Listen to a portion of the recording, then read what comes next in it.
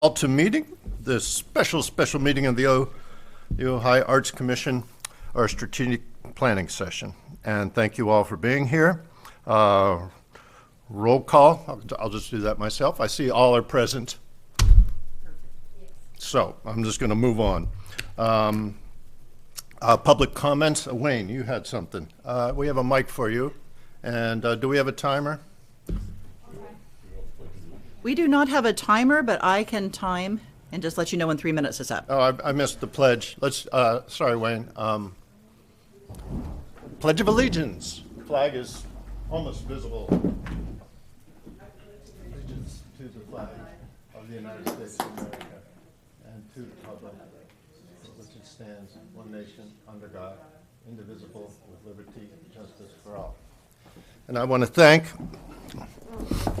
Lieutenant Colonel Sharon West, retired Medical Corps, U.S. Army.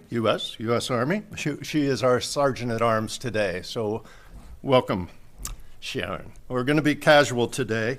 I will ask, this is my formal request to be called Smitty and not Chair today, and I hope you don't mind if I refer to you all by your first names today, too. We're not required to follow any rules of order unless, we default to that too. Let's have our public comments, and we have Wayne. Please.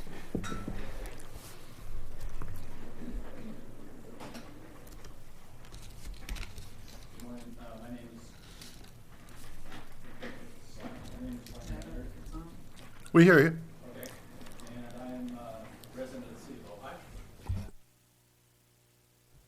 Chair, I'm not hearing the public comment on this end. Is he speaking into the mic?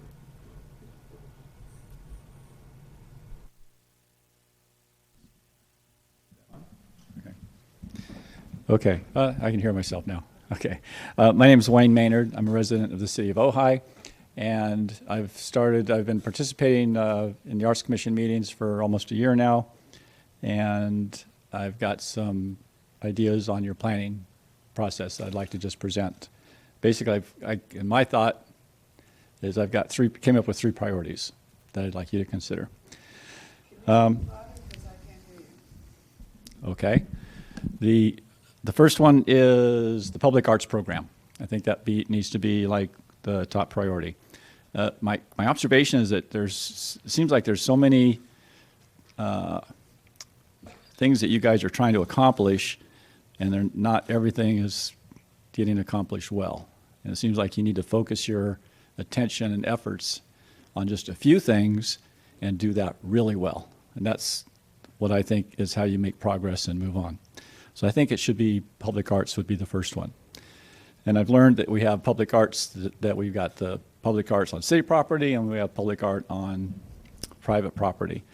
And the last meeting you guys had, there was discussion about the maintenance of public art on the private property. And I went and looked through the city ordinance, and there's actually is a code enforcement provision in there where the city can go in and make the necessary changes or maintenance and then charge the property owner. And so that's like the big hammer, I think.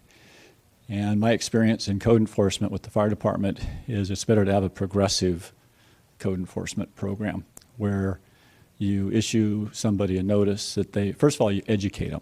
That's always the number one. Try to tell them the importance, what their responsibilities are, why it's important to do it. And if they don't do it, then you can issue a notice of violation.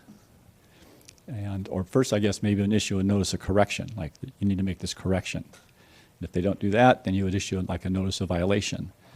And then perhaps the city should have some type of an administrative citation where you can issue a citation, for $500 or something like that.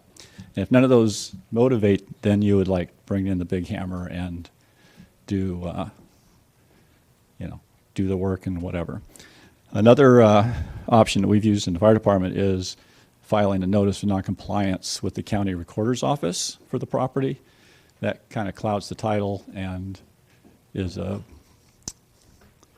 gives a little bit of influence on making those decisions. But anyway, so I think progressive code, we're talking about that. For the public property, it's not clear to me how the budget works on doing the repairs. And I'm assuming that it probably comes out of the Public Arts Fund, but I don't know. And that's something I think you guys need to make clear to the public, how it's done and what the process is for that. 30 seconds, Okay.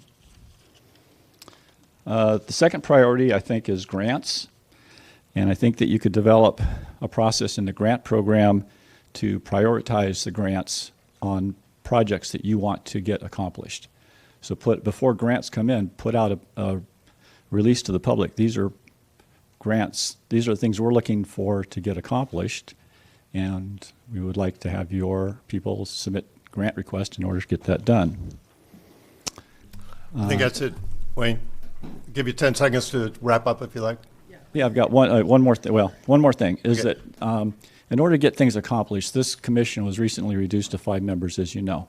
And I don't think that 5 members is enough to form task groups or committees to get things accomplished. A group of 3 has a lot more synergy to get things done than a group of 2. And so I would work on lobbying with the council to see if you can get the commission back up to 7 members. Thank you, Wayne. Are there any other public comments? A couple of publics walked in. Anything online, Robin? There is nothing on Zoom. I'm sorry, I can't hear you. I just wanted to alert people that even though this was the time in the agenda, that Sergeant at Arms Sharon West is there with Post-its, and you can put questions, comments, thoughts, ideas, concerns there so that there is a place to field any of those that might arise at any time. But for now, thank you very much. Thank you, Noosa. Okay, I think we can move on now with the object of today's meeting. And I know this is tricky to put together, but it's together, and I'm so pleased with that. I spoke with the mayor yesterday, and you may recall that the Arts Commission and all the commissions serve at the pleasure of the City Council, who is elected by the people, and that's who our boss is going up the line. I wanted to make sure that we were in line with what they had. I kind of gave her a choice: A, no Arts Commission; B, $10 million budget next year; or C, something in between. And she took C. So something in between. So, but that's a poor joke. Just a reminder that the Arts Commission was formed initially when the 2% for the Arts ordinance was established to provide expertise. And one of the requirements in our expertise in advising the council on what is worthwhile art and the procedures for our citizens who are doing development to beautify our city. And so the mayor said that she's interested in public art and gave us sort of carte blanche to have a new slate here today. To sky's the limit in terms of what we want to discuss. I want to keep everything casual today. Like I say, let's refer to each other by first names. Everyone here is all the commissioners are capable individually of coming up with a beautiful plan for arts in our community. But the challenge of a democracy is that we do this together, collaboratively. It would be much simpler to just have a dictator arts commissioner, there would never be any conflict. But the council has asked for a commission. And so that's why I'll ask you, any of the ideas you brilliant people have brought here today, forget about them, okay? Because I want to hear your ideas today and tomorrow, because it'll be a very fertile ground here for what you bring to this table to become a collaborative thing, because our whole should be better than our parts individually. I already introduced for the public, we have a board for visioning, as Noosa mentioned, that you can use there. And with that, I am going to turn the gavel to Noosa Mall, who almost unanimously was picked to, Well, you're turning the floor, but not the gavel. not the gavel, turn the floor. Thank you. You keep the I have the gavel. Over to Noosa, and who has already individually met with commissioners and other of our stakeholders, and is most talented and skillful in trying to bring collaboration together. And for the next 2 days, I turn the floor to you. Thank you. Thank you. Oh, good, it's on. And I want to thank you all for your time and care. You've each committed a considerable amount of concern and care, and you're just full presence. So I appreciate that, because it gave me a lot of understanding of the dynamics, the background, and it really helps me to craft something for you in service of what you guys are going to discover that you're here to do. And Smitty's introduction was ideal in that, in a way, there's something that happens when people come together in a fresh way, and this is a kind of a refresh, because there's an alchemy that happens. It's a gestalt. Any one of us is amazing, and you all each are, and we'll learn a little bit more about that later. But what gets created together as we forget and rediscover what we're here for, that's what's actually the potential is for in this time together. To the community, this is kind of a container. So in a way, your role as you're here is to hold the space of a container, because these people are kind of in a bubble in which we're going to elevate, and we're going to look back, we're going to zoom out, we're going to look forward. So we're going to do a lot of inner outer work, and we need to be kind of away from it all. So thank you for doing that. And so if you do get kind of activated and ideas start popping, keep them to yourself, but not really to yourself. Contribute them in this container, in that field there, and just know that we appreciate that you're anchoring the space. And thank you, Colonel West, Mom.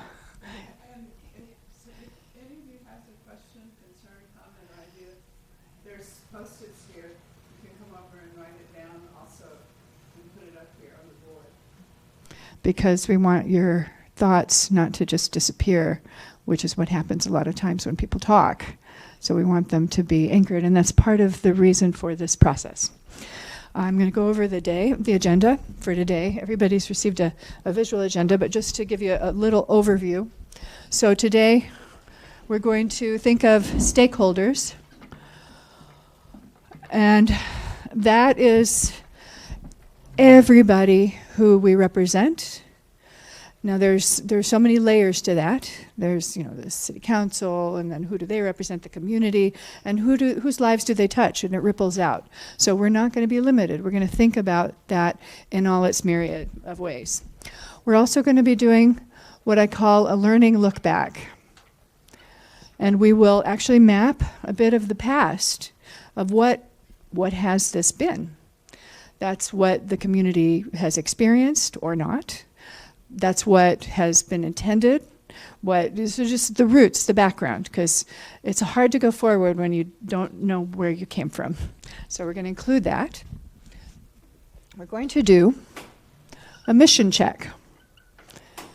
And Smitty's comment about his conversation with Betsy was timely for that, because in a way, and what Mr. Maynard suggested earlier, that this is a new formation. And so in so being, you're in a position to figure out we really have an opportunity to become not what we have been necessarily, but if we could hear what Arts of Ojai is calling from us. And our journeys led us here for a reason. There's an old rule amongst facilitators, and that is the people in this room are the right people for this work. So each one of you is here for a reason.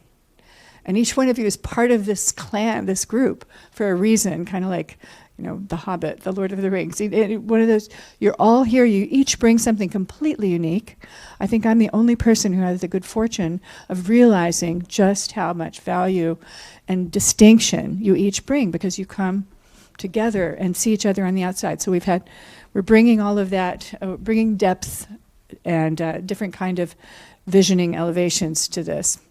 Anyway, so we're going to do a mission check. So not just what have we been, but what really is the calling here. We're going to draw from our experiences as we identify how we want to work together. So we're going to do a little exercise. We'll do it off camera. It'll be a little breakout, and we'll explore what really makes up a great team, and how might we, then from that, we'll draw on how we want to work together. And then I'll represent you in this, but there is an exercise of I bring, and I'll see how we'll try to make a way to, I have made an exercise after a time that Nigel has to leave, so I'm going to think that through, okay? But I bring is, this is what I bring to the party. This is what I bring to the team. And so I'm going to talk to Nigel, see if that's represented, and if not, we'll figure out how to work it in. A long time ago, early on in my career, we won't mention how long ago, I worked with a Native American facilitator, and I love the way he said, Manny Brandt, he said, we're going to make things loose but tight. So we have some objectives. We're going to meet those objectives, and this is an organic process. I'm holding all of that. We're weaving this together. So if it's not exactly according to agenda, that's because that's how we're rolling. But we are, so it may feel loose, but where we're going is precise. What we have for day 2 is a state of the arts. And what I mean by that is state of now. What's going on in the arts. And we'll have already considered stakeholders and missions, so that'll be more relevant. We're going to have a dream exercise, and that is depth psychological speak for visioning. So we're going to imagine. But we're really, because thank goodness this is an arts commission, we're drawing from all of the depth of that field. Then we're going to look forward. Looking forward, we're going to say, if so then, what might that look like? And we're going to just land some milestones. From that, we will develop some focus areas. And toward the end, so looking for the dream, in here will come focus areas. And the dream, the look forward gives us some idea of milestones and next steps. That's a huge journey. So there will have to be a huddle afterward. You're going to have to come back. This isn't just, boom, it's done. This is the beginning with many foundational processes, many foundational elements of a process that you guys are going to be taking out. But this is the launch. Any questions? I can bring you a lapel or a headset mic. Love that. Yeah, you want to tell Kevin he can pick it up. You need my help. Maybe text Kevin where to pick it up. That would be great. Yeah. Let him know. He can get it. Okie doke. So, starting off, let's do it over here. First, Noosa, I'd like to say thank you for this. It shows an enormous amount of preparation and advance work, and thank you so very much. It's really quite impressive. Thank you, Christine. Yeah, I'm honestly, speaking of impressive, I'm genuinely impressed with each of you and the diversity in this group. I teach personality patterns and leadership, diverse leadership styles, and you're a very diverse group. So a tip on that, assume that, give each other the benefit of the doubt. That if somebody speaks in a language and they say something, you think, well, what the heck? Think, oh, you can even imagine each person comes from their own planet. Because in a way, you're that diverse. But you're rightfully here. You're each doing something. You each bring something different. Very exciting. So, stakeholders, and just so you know how this is going to work. Thanks, Smitty. I would love the bell.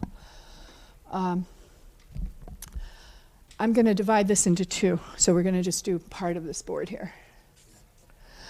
Stakeholders. Who are our stakeholders, folks? And if you, I guess you have to speak into the mics. But yeah, stakeholders. The public, the artists, the city. Okay, so those are the big ones. Okay. So public. Maybe public means the art audience, consumers of art. Well, everybody who comes to Ojai, who lives in Ojai, who visits Ojai, So visitors, Beautiful visitors, yeah. the artists who live here. artists. I want to mention our youth because that's the future. In the city, everyone who's planning and financing the city. When you say city, what do you mean everyone who's financing? Like the city council, the city, the government of the town. City government, so that's the council. Anything else? And the future of the town. That's right. The staff is sort of different from that, I guess. These are our staff, our city employees, this is their careers. Yeah. Okay, so there are people who are elected and people who are career, is that what you're And, saying? you know, our reputation, when tourists come and visitors, the way that Ojai is perceived as a entity and as a place is very much, right now, grounded in the arts. And how do we make that more visible and connect our visitors to that? And what about our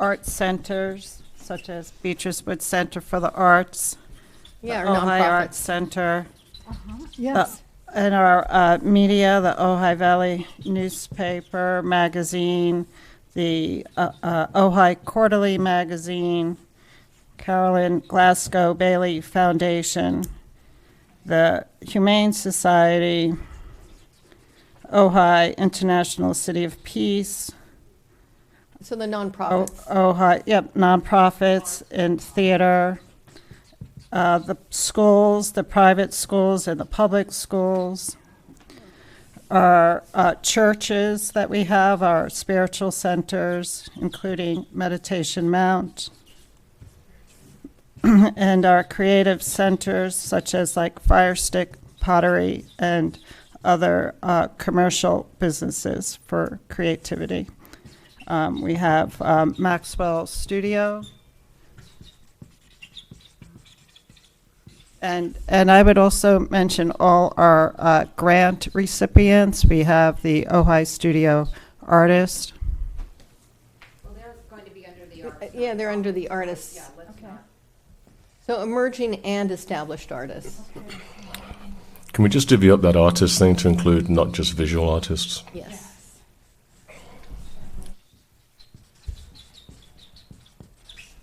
let's actually pull that out. Arts. What are some of the arts represented here? Music, playwrights. Theater, dance, literary. Visual.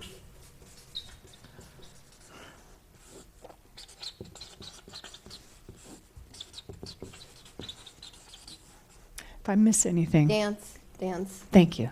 That matters. One that we haven't looked at, but I feel it's a great art is cooking. Oh, yeah. Cool. Culinary. All right. What else? No limits here. Well, then there's also the design arts as Design? far as Crafts. crafts and digital art. Digital. Did film Media. get in there? Not yet, but it will. Yeah, that would be under media. Film. Media. Okay. Oh, filmmaker, yeah. Okay. Julie and I were talking about the technicians, the technical people that support the arts. You know, we were talking about, I don't know, makeup and lighting and that sort of stuff in theater, but I think every art has, Support systems. without it, it can't happen. I don't know where that goes. So supporters, I'm writing technical. Framers. What's that? Framers. Right, framers, lighting, sound, all those guys. Good point. So for all the arts.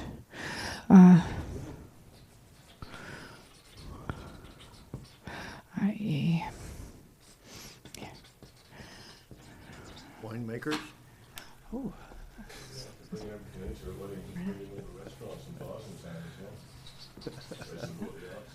Yeah. Culinary Okay. arts? Culinary. Where's culinary? There. I don't want us getting so broad that we're losing focus. I understand the importance of this, but I think we know what that art qua art is, and if we're going to have a productive 2 days, I'd like us to focus on the centrality of art.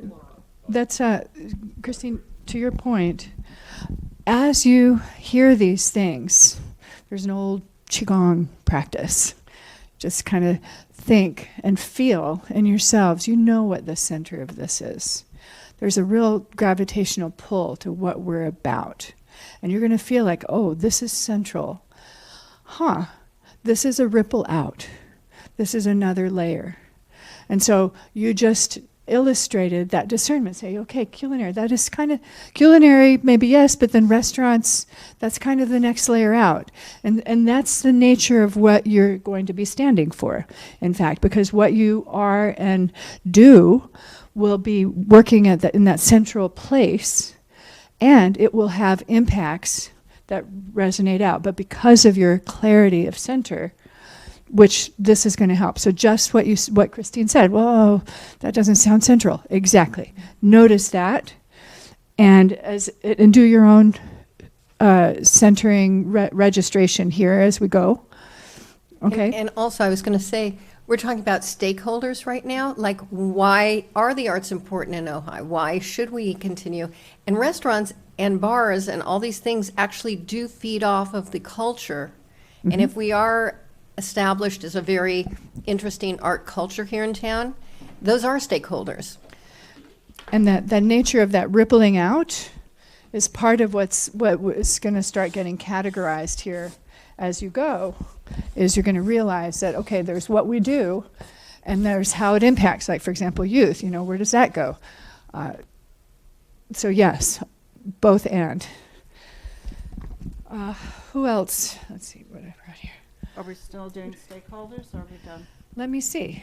Who do we serve? Who or what do we represent? Just Pam, to your point just now about restaurants and bars, and I'm not saying this because I've owned them, but they're not just users and stakeholders, they actually drive art in this community and music and art in myriad forms. So while I do agree with Christine wholly that it's definitely on the far edge, it's not as far away as most people would tend to think, as a matter of fact. Well, it's one of those holders of culture, when you have people performing at the bar, you're giving a platform for our songwriters and our singers and our musicians. And I see it as And people engaged. I see it as venues, maybe venues, because even like the hospital with the installation of City Collection and finding different venues to support the arts, whether they're commercial, hospitality, health, and even parks, the parks too. Right. Libby Ball, yeah. Museum, yeah. Museum. So we're getting a sense of, venues.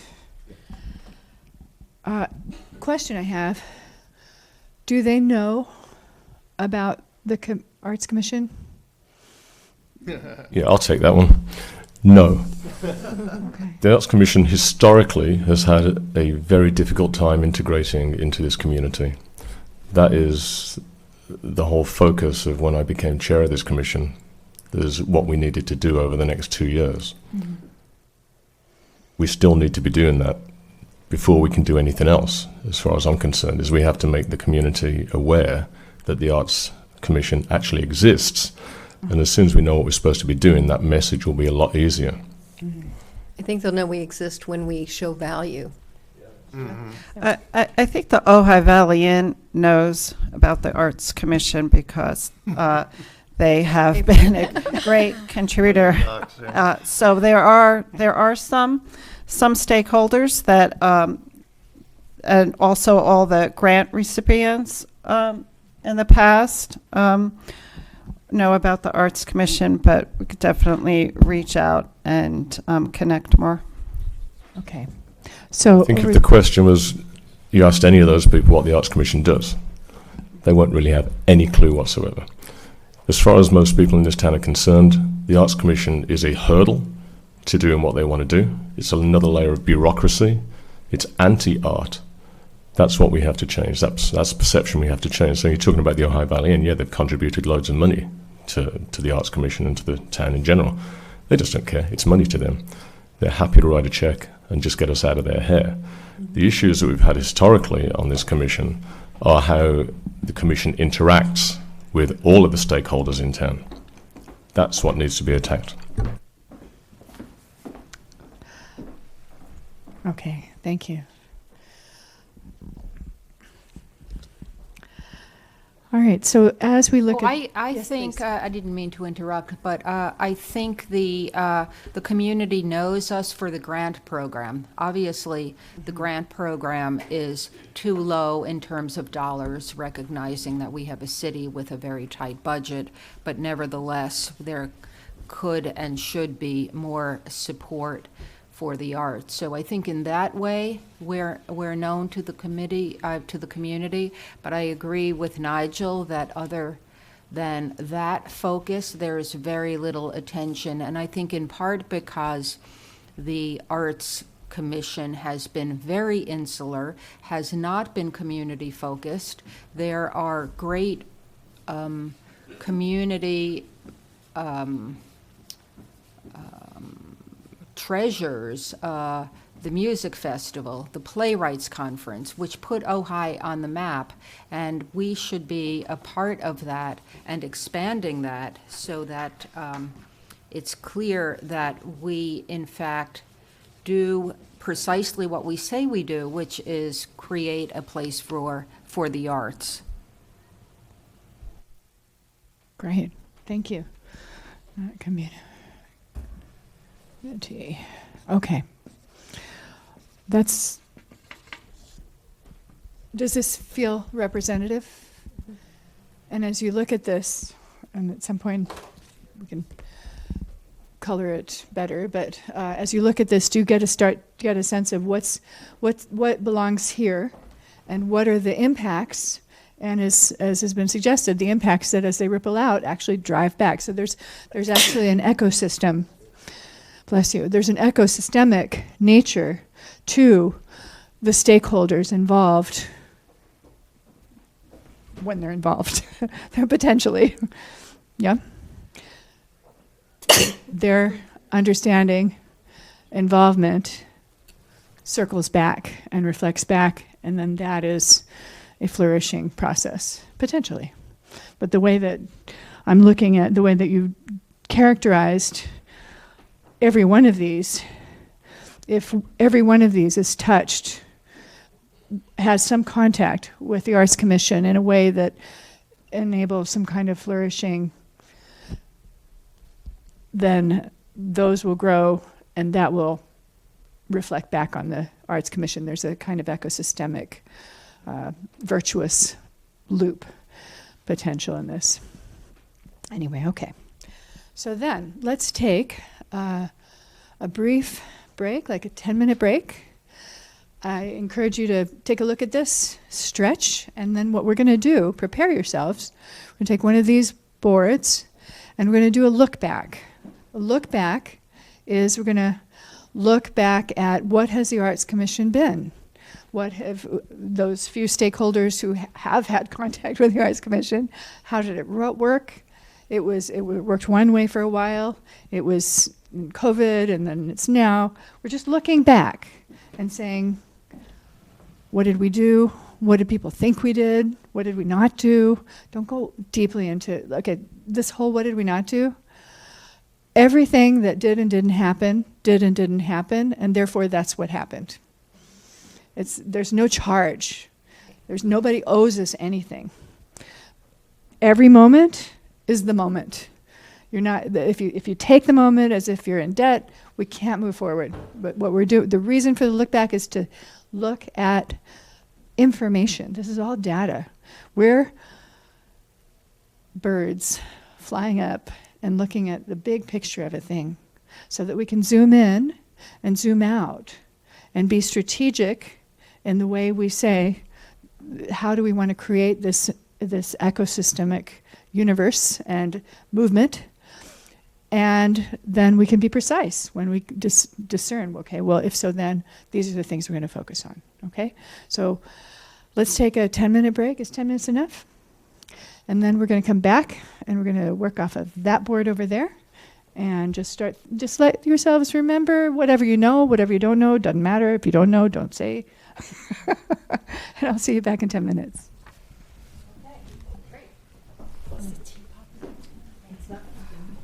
But it's very fast.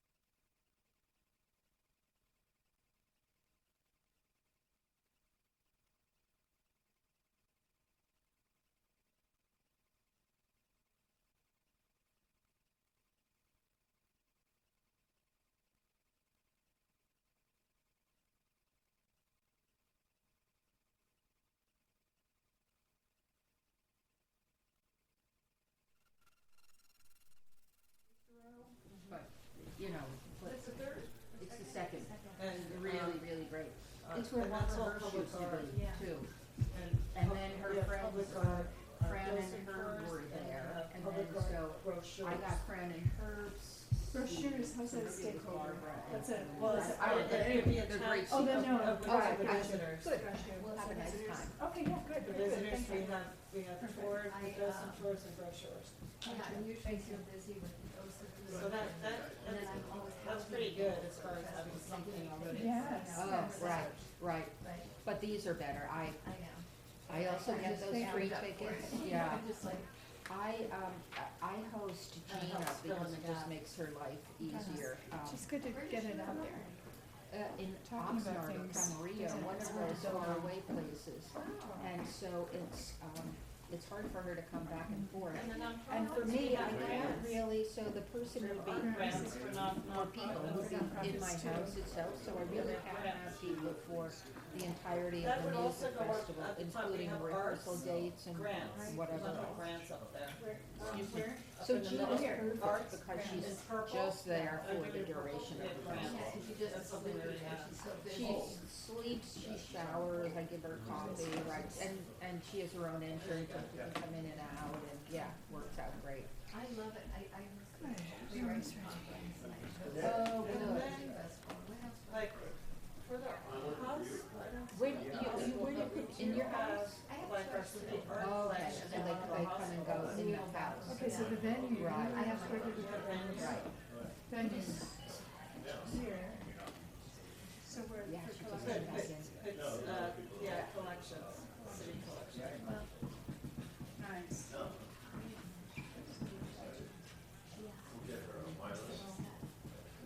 She asked what? Trying to figure, should I try to program it to the receiver? Were you able to do it? And put it back. And like the meeting, like the Ohio magazine, they print our public art map for us when they have space. It's creepy. Oh, wow. I mean, for, you know, circle out purple, they do that already. Oh, good. And I think what we can do is we can come back and make this a work document too. I opened all the windows just to get some air in here, it feels good. Yeah, you can put a circle around the whole thing if you want. This one, I'm gonna put it on. Yeah, but Okay, any other ones that should have a purple dot? Things that are extant? What does known question mark grants fees mean? Are we known? And the answers were, well, people who have got grants from us know us, I see, and people who have paid fees know us. I see. The dots, this was, and what I'm gonna do is actually do a low-hanging fruit thing, but because people have, you know, there are these this is a missed opportunity, so this is just, I'm gonna do that. Because the music festival playwrights, it's not that it's missed, but it's not, it's opportunity, it's not actualized. Unactualized. She participated in the Well, we do Ohio the Bravo program, That we which did is, for the and we literary did it this year, we have in other years. Yeah. Ohio. But it seems like Yeah, they did. that's much Yeah, they did It- that. It's its own thing, And then right, they, right. And also I don't know if you have the International City of Peace group, music festival. but they connecting. they Is that want. Are they a nonprofit? What's that? Are they a nonprofit? No, they're just, they, Right. it's just Or what the support city it. is, Right. they're just, they're not even an Movement. They're group. Alright, group, This yeah. is our city. So but it's called, And in fact, they have an initial. it was even more than, What the initials are. more than that. Groups, But alive. it's like The Arts Commission was OCID, overtly antagonistic toward the Is music that natural festival in the allies? sense that Christine and Marcy required them to be X feet away from the Trimpin Arch, even though they weren't, I mean, it literary caused arts, a kind of bottleneck in their That's good. process. So, I mean, I helped straighten that out because Gina came to me with that concern. Was there concern about, Nice, concern about it being injured or? okay. We Okay, have a folks, can we come back together? quorum. Yep, we have a quorum. There's Nigel, yeah. Right. What are we doing now? Now we're going into the way, way back machine. Look back. Oh, good. Because I brought some stuff for that too. Yeah. Because none of us were here I was for very wondering, long. yeah, who had direct experience? Nigel, oh, I turned your mic off, Nigel. 2015? Okay, so. All right, so Pamela. I used to Christine? get grants. And you got Cha-ching. grants. So people really have had some contact, which we kind of knew because you're not here by accident. I got the full ordinance here if anyone needs a paper copy of it too. Thank you. Yeah, if you could share. All right. So we're going to do a look back. We're back in session, audience. Back in session, folks. We're back in session. So yeah, thank you for holding the space here. Now, when was the first Arts Commission named, founded, taken? Founded by Vivica Hino and two other forward-looking women whose names I don't know, and I don't know what year. Okay. No, it was much earlier than that. Yeah, I got it here.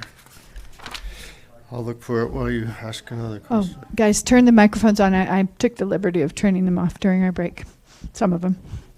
Okay, so Vivica and two other people. What? H-E-I-N-O is Hino. H-E-A-N-O. H-E-I-N-O. She was a potter. Okay. Couldn't get a word in though. All right. And so that was, do we have any idea when that was about? May 22nd, 2003. 80s? Sound right? Nope. That doesn't sound right. No? Late 80s? More like it. Okay. So we're going to say 80s, and we can add more precision to the map. So then what happened? When did they get the percentage for the arts? Because I think that was a Barbara Hirsch. That was much more recent. That was in the 2000s. Like- Yeah. That's So the, we can look it up in the ordinance. well, that's where I'm at here. Okay.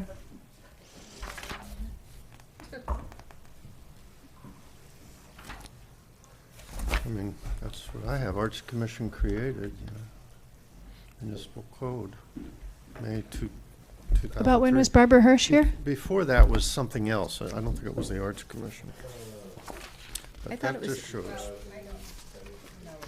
Oh, 210. No. Okay. All right. And Susan Steinmühlen was. Yeah, I mean, the ordinance Yeah. is in effect as of She is 03, awesome. but the programs existed earlier. Wow. When was he? That would be awesome. Okay. Yes. Thank you. I'm unsure as to what the question is sometimes because Yeah. there's a difference between when people served on the Arts Commission and when people were involved in the Arts Commission. Good point. Both count. Because it's the experience of the art. What is the history of the Arts Commission? So there's that. We all know there are different layers. There's who's elected or chosen or taken a role, and then who's actually doing the things, and what are So they doing, and what are the dynamics, and what are the interactions with the community. Barbara's case, she would have been involved many, many years prior to that, and she's still involved today Lovely. as an advisor and mentor to a number of people, actually. When did Christine Golden come on?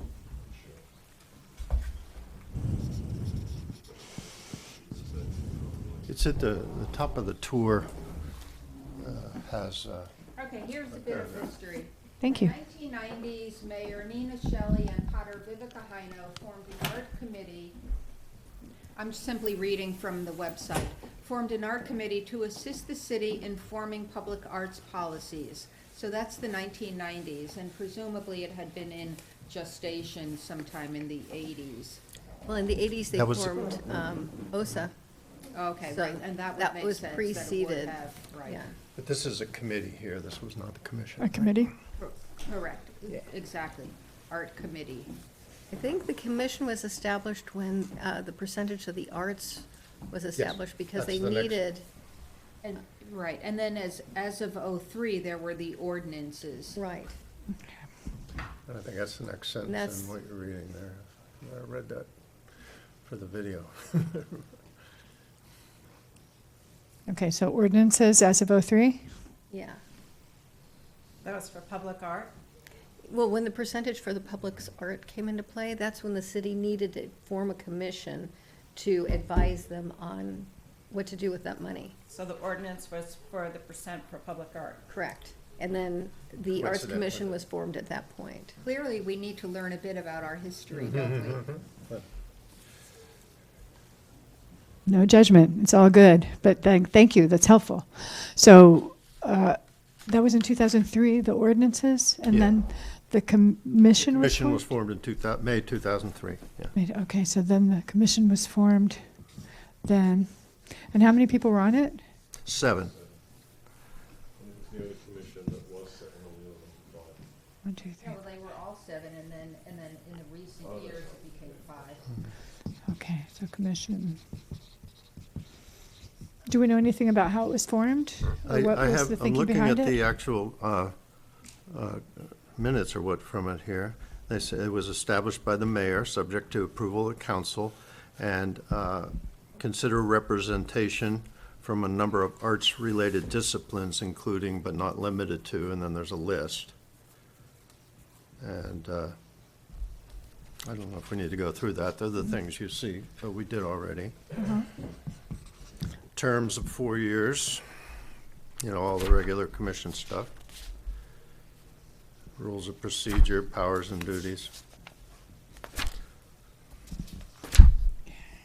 So the mayor suggested and the council, how many Approved. people were on the council? Thank you. 5. So the council approved, said yes, And they created a public arts fund at that same, and they also, simultaneously or alongside it.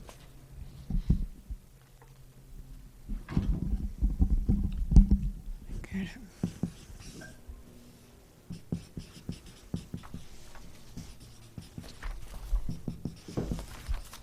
It's created, and then the percentage starts feeding into that. Susan, Amen. how do I spell that? A?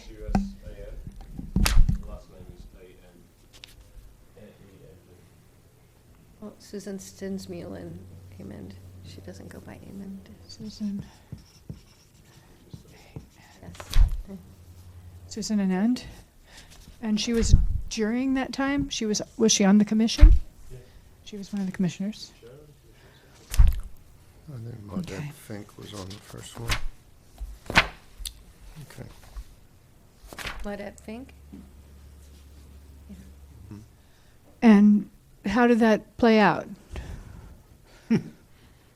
Any impact, effectiveness, presence in I think there was community? probably some great momentum back then because they were the ones who got this thing started with acquiring public art and funds for grants, and they formed what we're working with now.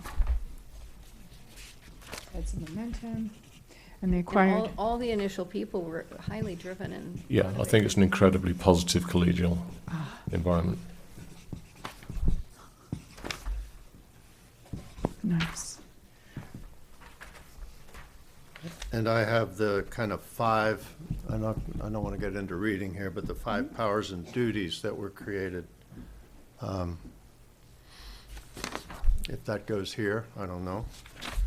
And we should keep in mind, though, this was 2003, which makes it very late compared to other jurisdictions and their percent for art programs, many of which are creatures of the 1970s or certainly of the 80s. And so while we're suggesting that we were forward-looking 20 years ago, in fact, in relation to the rest of the arts programs throughout this nation, we were very far behind. So there's a feeling that this is so right, and at the same time, oh my goodness, so many places in the country are actually have done this for a while. So there's potential for benchmarking, and that where other cities, other small towns, other comparable arts communities have evolved arts, civic arts function. This is just coming into place around this time. Okay, so this is about when it started, and it actually began with these people thinking about it, having a committee.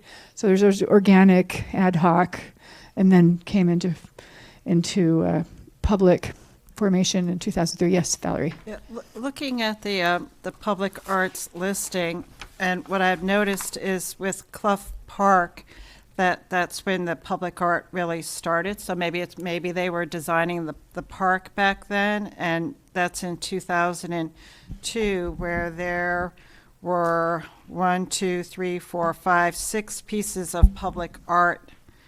But Valerie, keep in mind that list is inaccurate, that in fact there's only 2 aspects of public art in Clough Vista Park. We recall we went. This I know. is So- the Matilaha Poppy Fountain. Right, we need to go through the list, we've said that Yeah, so before. there were 6 pieces according to what's here in 2002. So it's a year before 2003. Right, but the list is inaccurate. There's 2 commissioned public art works in Clough Vista Park. But we'll fix the list. We talked about that last. This is beyond that park in Ojai. There's 6 pieces I see. in 2002. Yeah, the oldest I saw is that little sign in front of the library, that little metal sign of the boy reading a book, 1932. I'm not sure that's commissioned public art. Sweet. It was on the door, that's how I know. Nusi, you gave us 2 beautiful, well, I don't know if you gave it to us, but you gave it to me, examples. It was the city of San Mateo. Yes, I sent it to everybody. And there was everyone, I don't know if you guys had a chance to review some beautiful plans that talked a lot about their history. And it's not all going to be recreating it's not all rocket science, if you will. There's been some great shoulders that we can stand on from other communities to learn. Yes, through this process should give us some of the center, clarity, alignment, and vision to then move forward. And then when you look at those, if you look at them, you think, oh my gosh, there's so many moving parts, but a lot of those parts are gathering data, and a lot of it is really consolidating and distilling and catalyzing clarity, which is what in the way that we're going to be doing here. And once that we go through this together, it's going to be easy. Then you put it together and then you move forward. So we actually have to do this thinking, and whatever wasn't done, like I said earlier, it's just what is. And when it started here, I had kids late in life, whatever. We do what we do when we do it, and we're looking at it. And in a way, there are communities that have done a beautiful job of this. They're more mature. We get to stand on their shoulders and draw from them, save ourselves some trouble. Anyway, so here we are. I'm a little unclear about what Viveka Hino, did I pronounce it? I think. Yes. And I'm Please. assuming here, I don't know this for sure, but I know that Viveka and Otto and Beatrice Wood and the 3 women who formed the Ojai Studio Artists, that was in 1986, I believe. 83 is when they started. And so they formed this art organization in town to showcase artists and to raise money for the Art Center. I don't know what year the Art Center was formed, but 80 years ago. 80 years ago.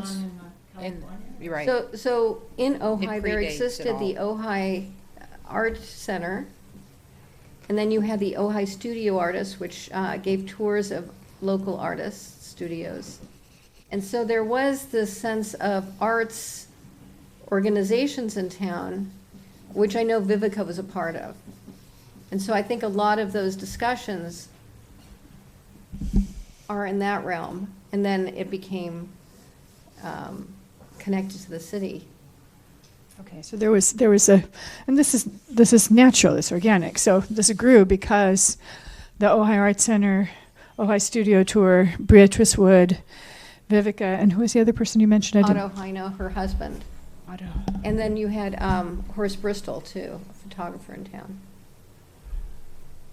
So you had these kind of art icons, and you had a lot of artists who lived in Ojai, and there was a lot of discussion of how can we support this, how can we get support from the city.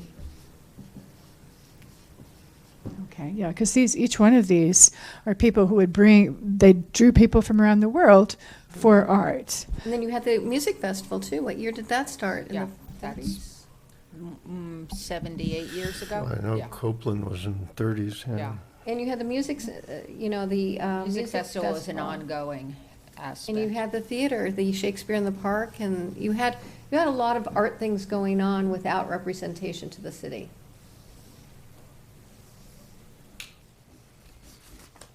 And I think the Arts Commission was a natural evolution into how can we bring these discussions into the city Right. And ongoing discussion. and get support. How can we get the city's support? How to get this. So the question is, okay, there are all these arts.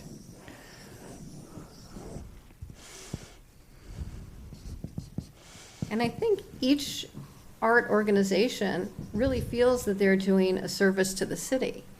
You know, you look at the music festival, the playwrights conference, OSA, all the things that are going on really feel like they are making the city an art destination.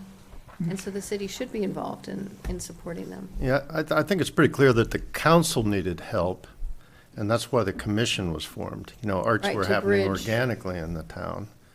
And the council said, and I'll try to read them real quick, these were the powers and duties: advise the council on matters pertaining to the arts, make recommendations considering the resource and needs of the community on arts, work cooperatively with the boards and commissions and other public and private, in promoting art and culture activities in the city, encourage public and private partnerships for art, encourage the flow of art into the city, and to stimulate art and cultural activities among the residents, evaluate art grant proposals. That was there from the beginning. I didn't know that till I read this.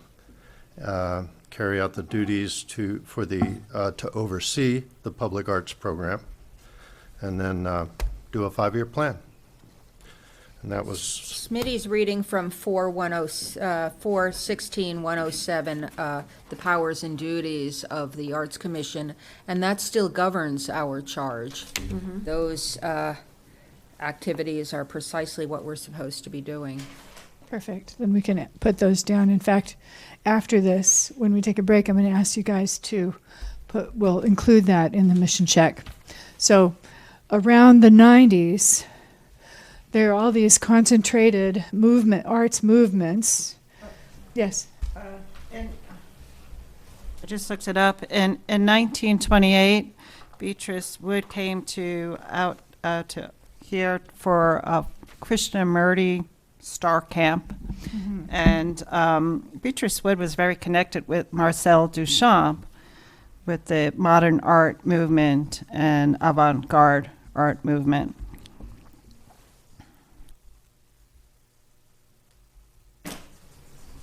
1930? The date? That's, the year's good enough. Oh, okay. well, there's a rich Came out history of art here. Yeah, she and I- came out to Ojai Valley in 1928. Okay. Nice. And I don't know, rich history here, and our current 5 members know the history of the last 4 years or less. So, and Nigel's the oldest, so I would say if this, I'm like pretending I'm a couple other members of the community right now that intimately know this early stuff here. If they could, if this is important, or if a collection of our history needs to be better published, you know, so that we don't feel as awkward as we do right now, not knowing the history. Don't feel awkward. You do the straw model, and then you fill it out. But the commission, I think we determined was 2003, and Nigel's the oldest one on the commission, so that's the 18, Nigel? Yeah. So we probably could talk a lot about what's happened since then. Work in progress. Okay. And so, yeah, and I still want to bring into the room what we know. So Nigel, you've been kind of the one lived experience bridge into into this current organization. And anybody, you guys all have still contact and story, but can you help fill us in a little bit here, Nigel? Well, it's difficult because the commission has shed so many people prior to me being on it, and since I've been on it, that it's difficult to know what its function actually was, short of its own existence. When did you come on? 2018, 19, I was on in 2015, but only for 4 months. yeah. But Well, I do that remember. speaks to what I was just saying, no? And I looked at went through the Facebook page, and it goes back to 2017.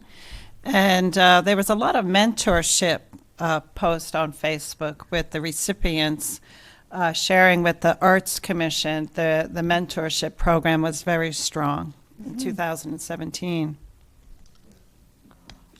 So that was 4 months, not 2 months. But there were 7 members then. I don't know if that indicates it was any stronger in 2017 than the leaders particularly. Just that whoever was doing the Facebook post was more active. And then COVID hit, yeah. I think that's right, yeah. Good point. Good point. So there's, then that's one of the things we'll come to, and we've touched on it briefly, and it's coming up again, the theme of what do people know? And it's easier for people to know you if we know ourselves a bit. So after this weekend, that hopefully will be easier, Yeah. yes. They did have art grants because I was a recipient. Ah, Mm-hmm. Grant. I know that, Grants have been something that's been consistent throughout my time on this, I know it was prior to it as well. in 2015, Yeah, grants, public art. I was going to say in 2015, I think you wrote 18 there, but in 2015, they were trying to get the website up, an active website for, under my dates. You have 18. 2015? Yeah, Thank you. 18, 15, yeah. But they were trying to get a social media presence and website. So part of the issue there, as Pam can probably attest to, is just the ridiculous amount of turnover that's been on this commission. And with that comes confusion with regards to what the commission is in general. And generally, where those things go is the most motivated members absorb everything on the commission. And then the style of the commission changes within collegial. It's being driven by a single member or two. And that's pretty much what happened. Okay, so this, Pretty broken for a long time. all right, so this group, Speakers, please speak into the microphones. Thank you. I can.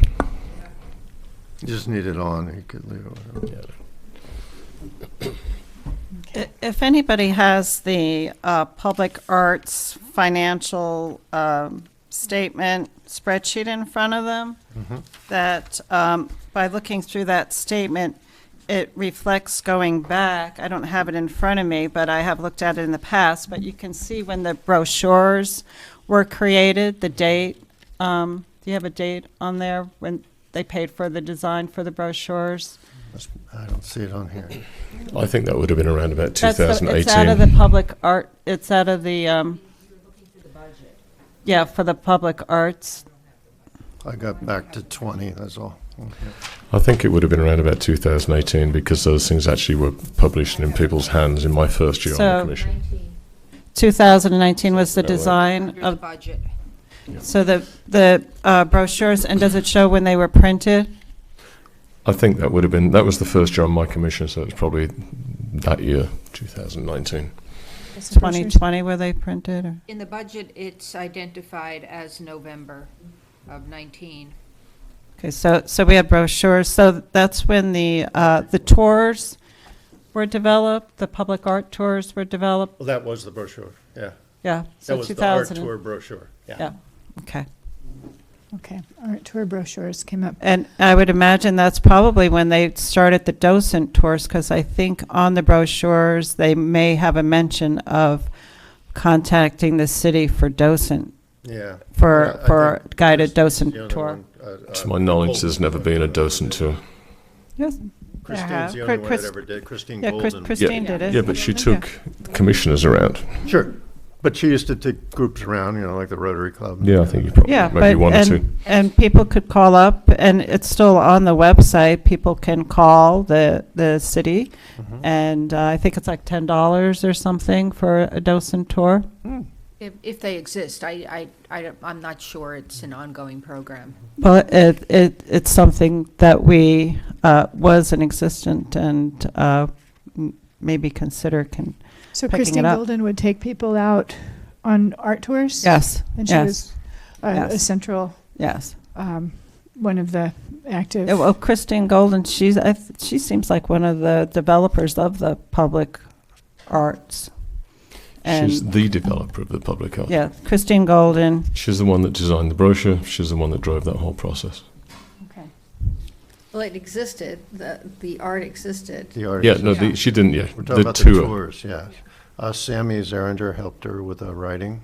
I know, she was on for 4 years. Okay. The brochure you're saying, or the website? The brochure. Okay. No, the brochure was just put on the website, and then when COVID hit, we started making videos, and they were just reading the brochures, so there was no new. Yeah, the Content. brochures were printed on the website, Put in hotels at the City Hall uh-huh, Museum. everywhere. And there's, I'm a little lost as to what we're doing at the moment. We're looking back to see what happened, and what we're doing a little bit is we're eddying. We're kind of coming around and saying, well, there was this and there was that, right around before COVID is what I'm hearing. And so, and it feels like things are kind of stopping or Well, that's the slowing limit of down our and getting- memory. Well, no, there's a whole heap of stuff missing because Yeah. what happened, there was a lot of dissension on the commission. Okay, yeah, so that happens. Significant dissension. So it I'm was picking my collegial- words very carefully. Pardon? I'm picking my words very carefully. Okay. Where the commission were, this was year before last. Okay. So But 21. it also existed even in 2015 when I was It on. did. So I can speak to, do you want to speak to that first and then Well, bring it up to date? it was not, yeah, I would just write dissension. And It's- it existed when I came on in 2015, so it was pre-existing that. Okay. And I think it continued all the way until now. It devolved. It was probably not as terrible back then, to be honest with you. But there was a significant amount of problems on the commission that was manifested by turnover on the commission, with some people even staying 2 weeks. That's what I had heard, that the turnover was generated by one person primarily who was responsible for much of the dissension and much of the people deciding the appointed people deciding to move on and off. But you know, I think an underlying issue, which I think is lack of being able to get things done. You know, like there was so much, discussion and conflict going on at the meetings that nothing ever moved forward. There was no clear vision of how to move things along, and things were frustrating and shut down and discussed ad nauseum, and it wasn't enjoyable and it wasn't useful, and people felt like they were wasting their time.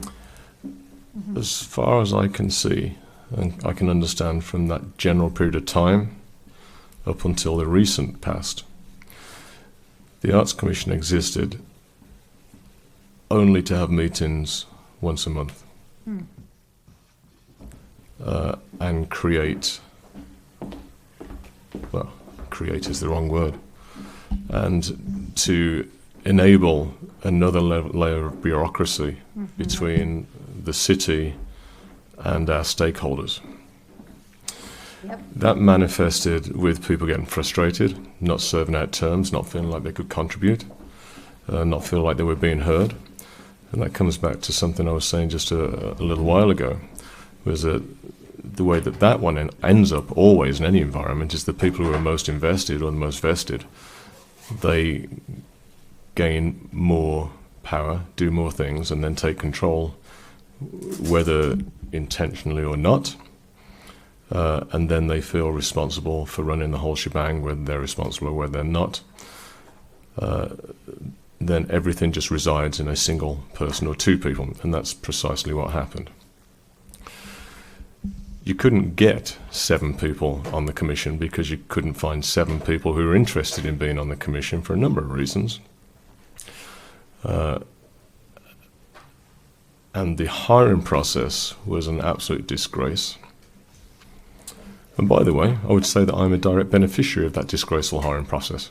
The way that process worked was the mayor, up until last year, less than a year now, had full say on who they appointed to the commission. Let's see, so mayor here, where it started. So, in essence, the way it worked with me was the chair at the time wanted to know if I would be on the Arts Commission. Obviously, regular conversations took place with regard to that. The year prior to that, I'd been awarded with the Hope Fraser Award for contributions to art in Ojai, and I had a personal relationship with that chair at the time. I also had a personal relationship with the mayor at that time, and the interview process was the mayor, the chair of the Arts Commission, and one other person from the council. It was very clear to me that it was just a rubber stamp. Going for an interview, other people going to an interview, there was only one people ever going to get appointed, and that was me, and it was. It's no way, as Christine would say, it's no way to run a railroad. No way to run a railroad. And that remained the same until I got it changed as part of the change from 7 to 5 people. The change from 7 to 5 people was important because at that moment, probably from when you, Christine, were on it previously, for a very short period of time, for these reasons, whoever had an outsized importance managed to get whomever they wanted appointed to the Arts Commission, which again created a situation where power was concentrated in the hands of 1 or 2 individuals. And I'm not making any comments as to whether that was good, bad, or indifferent, or if there was any nefarious intent. I don't believe there was. I think there was just somebody who was incredibly motivated to do the work they could. And they actually did very good work in general terms, but it did create problems. Getting 7 people onto the Arts Commission was a nightmare. It also created a situation where it was relatively easy to support the status quo, because you could actually drive people off the commission, which indeed is what was attempted 2 years ago, which was the zenith of a broken commission. And the ripples of that are still being felt on this commission.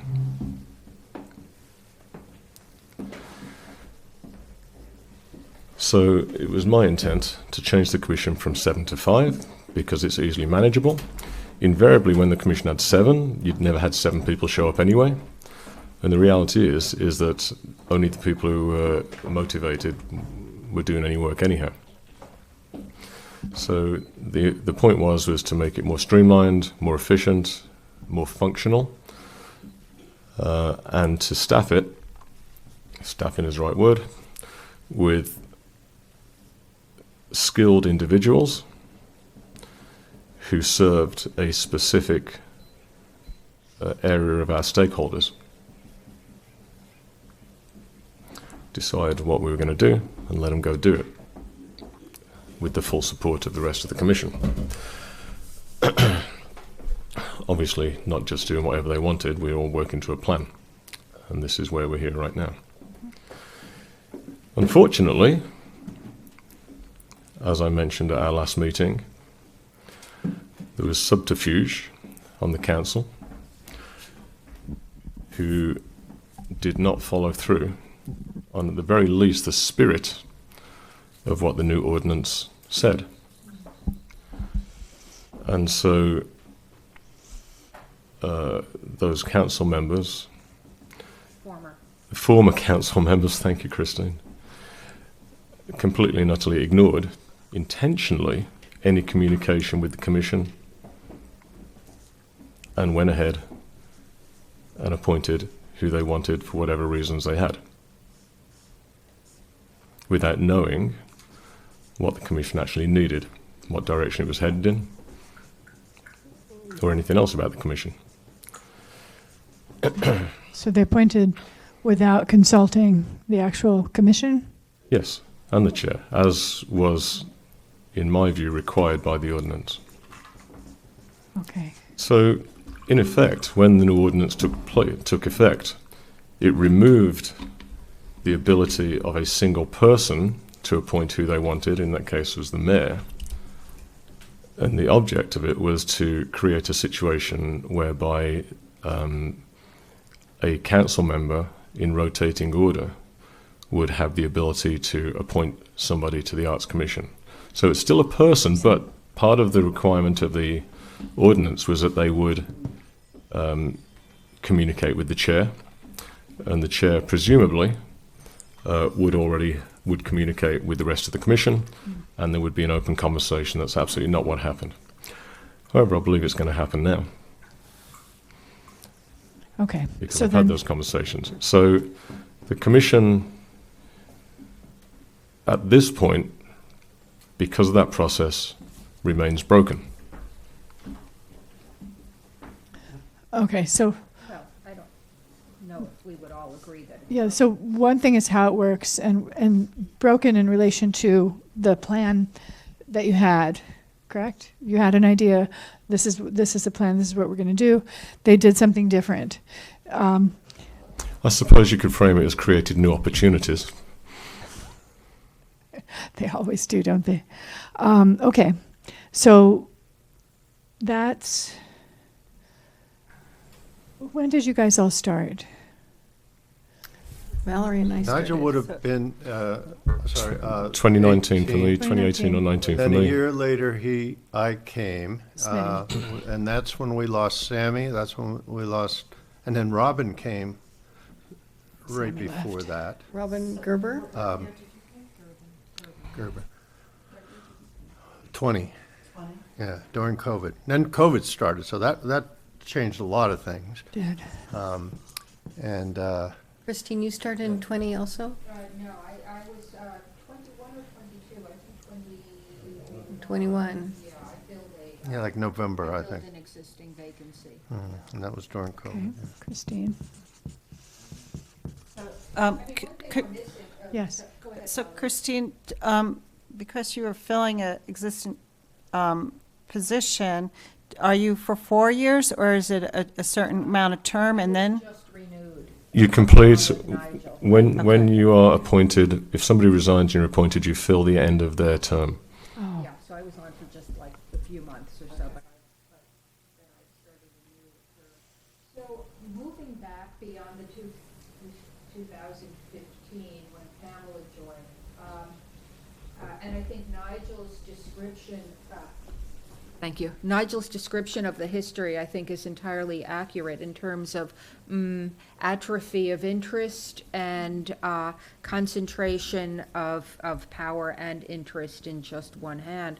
But looking back earlier than 2015, we're all operating under the current five-year plan, which is a 2014 plan, which has been more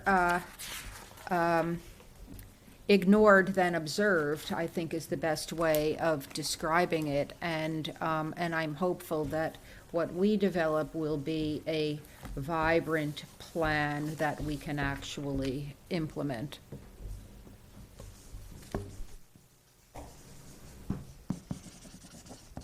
Actually, I might have been 2014. It is important to put in the 2014. That was the last strategic plan. Okay, so it's right in the heart of that. And we're required by ordinance Yes. to do this, so we're 4 years late Yeah. now. And so this has been part of the issue over the past year of trying to get this together and still dealing with the ramifications of the end of COVID. Well, not the end of COVID, as COVID's rolled out. And so yeah, I agree with Christine that I think once we can get this mapped out and agreed to, then we can make some serious inroads into what we're supposed to be doing and become more known in our community and therefore more supported by the community and then more valued by the community, and then we can do better work. So, yeah. So thank you. Yes. Shared vision. Can I make an observation? Please. That, to my knowledge, every plan we've ever had was done by a person and not by a collaborative effort. And so I think a lot of these snafus that we're finding along the way are we're addressing here today. And I feel it's a bit of optimism that by doing a plan in a collaborative way, no one is going to feel like someone's being bossy. Actually, I think I was in on the 2014 one, and it was a committee. We found out who's responsible. Yeah, With a committee chair. I think I overlaid 2014 into 2015. Okay, so you were involved in that, and so it was an hour, not of my 5-year plan. Okay. Were you on But the there committee? yeah. I think I might have been. Don't ask me. My memory's not great. Someone made it though, right? Yeah. There was some crossover, some creative You were on 3 integration. committees. I was on the website and public art and the 5. You had to be on 3 committees. Yes, right. So I've got Nigel, Christine, Smitty, Pam. You're kind of in and out, but when did you come back in? Recently, 2022, 2022. with Valerie. And Valerie, at the same time. Okay. Same time. 2022. And we were each chosen by a different city council person from a different district. And I would think that the reason that they switched to that is so that each district, their representative can select, what would be best or oversee, within their district. That's what I, so it's more rounded rather than just the mayor always picking for me, I think it's better that way, rather than always just have one person picking who's going to be coming in, to have it more rounded, spread out throughout the different districts. So you're bringing the geographic dimension. So to that's this. not what happens, actually. No. And what's your Not at all. experience? The only reason it goes via district is because there has to be a rotation.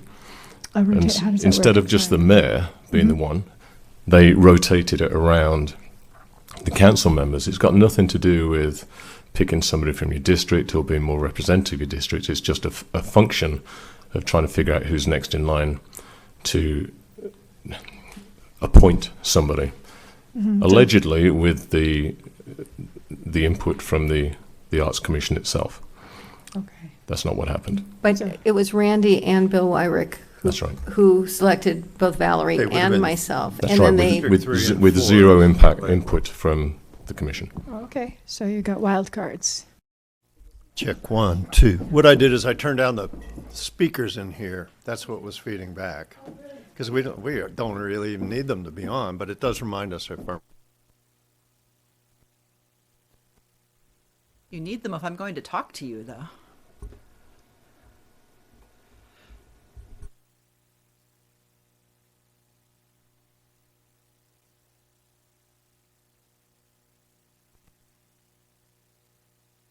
Calling Noosa, turn off your microphone. Turn off your microphone, Noosa. if you guys come to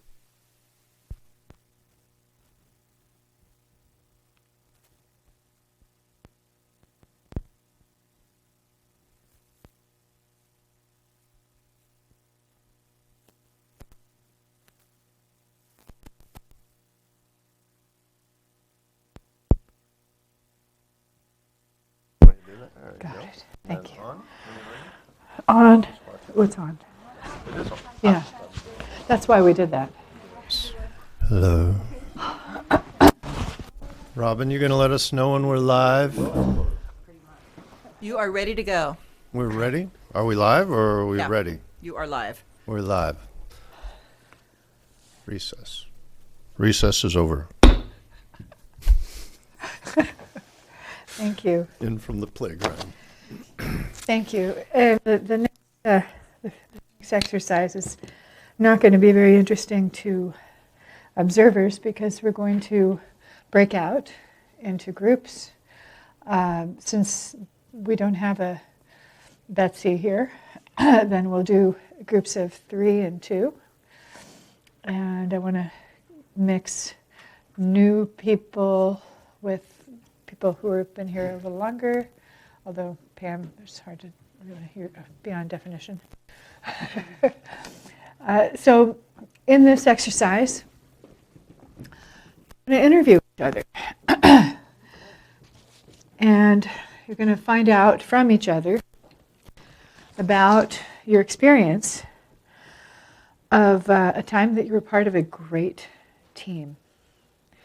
Now, it doesn't have to be a professional team or a civic team or an arts team or any kind of team, no definition. It could be a family team, could be a kindergarten, it doesn't matter. But you know what it's like when you guys, one of my former clients, he says, I knew I was on a team and I could throw a no-look pass. So there's this feeling of, I start and then perspective. That kind, you know, and you've each had that experience. And so what this time, the next little bit that we're going to bring into this conversation is an interview where you're going to ask 1, 2, 3, and 2 people about their experience of that. And you're going to take, 10 minutes, 10 to 15 per person, to really find out what happened, what worked, what was it like for that person. And remember what Christine was saying about, we're going into the field, thinking of people without realizing what they're dealing with. In a way, this is another one of those instances of not looking face to face, but stepping and being with the person and say, what was it like for you? And really sense it and sense how they experienced it, how they perceive that, when you get inside each other's understanding as well as experience. And then we'll meet back up. And so let's see. So What's our product? you're going to share those qualities of great teams. And Write it on paper? we're going to bring it into, thank you. Then we're going to come back. And we're going to share what are the essential qualities? What did you learn about great teams from yourself? Because this is a mining exercise. Each person will speak. I'll speak to teams, I'll map it, and then we're going to, from that, say, okay, now how do we want to work together? And there's an adjunct piece, which from that is, okay, what do we each bring? In terms of our own strengths, passions, inspirations, And also, what are some of the things we need, okay? Back me up when it comes to, I don't know, accounting. Will we speak about ourselves when we're giving it, or will I speak about You're gonna speak- Christine if I interviewed her? You're going to speak from what stands out. So some of it will be you, some of it will Oh, be the other okay, it's person. not all personalized, it's not gonna be. No. Okay. It's a mining exercise with one another. And then you're gonna have gotten some insights from you or from the other person, and that's what you're gonna speak to. Me? Okay, so let's see, how should we break you guys up?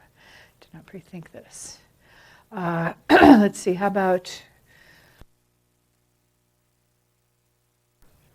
I think how to, Just do it. I know, I'm just thinking, because I want to new people. Okay, all right. Valerie, Smitty, Pam, you two, is that too many old people who've been here? Maybe Valerie, Smitty, and Christine, Nigel, Pam, okay? You're three, because you're five, so the three are going to go off and interview each other and find out about each other. You might- Questions are on the little thing. Yeah, you have some questions on there? Capture it on paper. Would you like to go outside? Yeah, capture it on paper. Go to some nice place. I'll give you an extra one. I have an extra one here. Valerie. Oh, you got it. Okay. About 10 minutes. 10 minutes, 10 to 15. You guys 10, they get 15. 10 minutes each. Right. These are questions? Just, Activate imagination? no, not this one. This one, sorry. Oh, interview. The great teams win.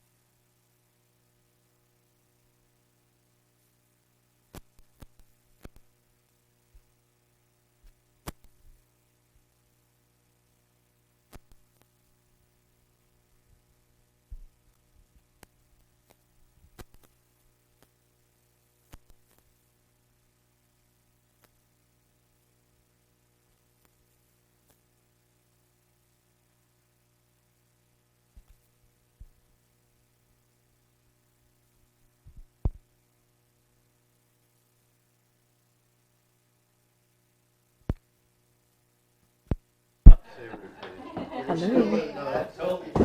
Thank you. Okay, folks, I need to ask you. Holding this. Thank you. Great. Are we involving them? No, no, we are involving them and not being involved. Just asking them to. Okay. Going to that board.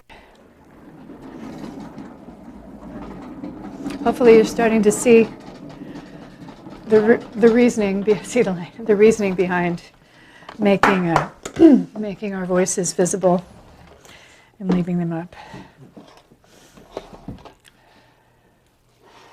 over time. Very tidy little desk you've got there, Noosa. Oh, I liberated it from the city. It was one of the resources. It was here. How perfect. I just changed the elevation. Okay. I should get one, but I can usually find one. Never seen a shark in real life.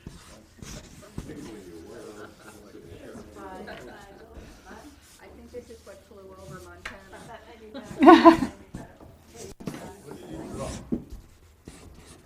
Got people in it. Great teams. So what did you guys learn about from each other? Yes. First of all, really knowing people's talents, but also trusting that trust is really important, that you can trust that when someone says they're going to do something, or even knowing someone well enough to know how they're going to respond, trusting that you know that they're going to show up or not show up, or that you can depend on them. Oh, trust, yeah.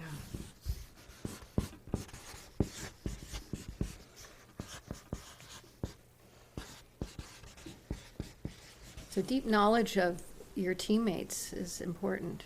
Mm-hmm. So kind of deeper knowledge, or what do you mean by knowing Well, knowledge? you know, like I could trust that Valerie's going to have lots of great ideas. You know,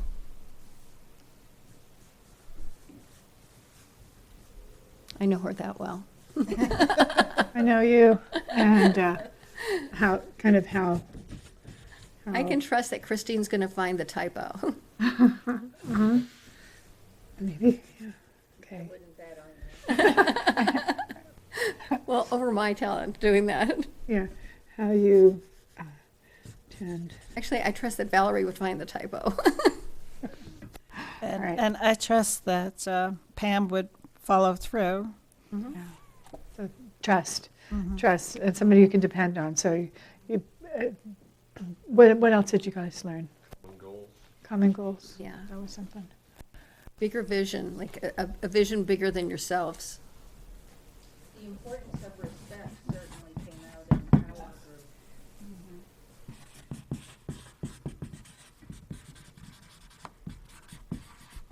And hard work. 1 second. What did hard work? Yeah. What did you just say? Oh, I missed Christine. I was just about to write it. The importance of respect. Yes, respect. And that, of course, goes hand in hand with trust. Yeah.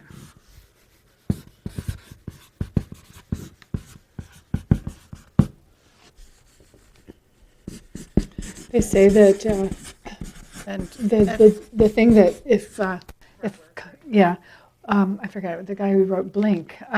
He said that Malcolm Gladwell was saying that the study, the one factor that determined whether a couple was going to make it or not, no matter how many years they tried at it, was if they had fundamental respect. So that's a I big, heard it the opposite, that if they saw a couple that had contempt for one another, they could guarantee that they'd be divorced. That's essentially the same. Yeah, it is. and the contempt and disgust, right? Which Yeah. Malcolm Gladwell talked about. Yes. So The other thing what are is the that, and things? I thought this was really interesting, in Blink, the introductory chapter Mhm. talked about doctors who apologized to their patients when they fucked up, and the consequence consequence was that those doctors did not face malpractice claims. Mm-hmm. And I think that's a really salient factor. Owning up, So owning speaking up, truth. right, which is consistent with respect. taking Respect goes 2 ways. responsibility. Yeah. The other thing that came up is everyone having different parts and coming together to review the parts and to come out with a successful goal. So there's a kind of autonomy, independence, and coming together. Yes. And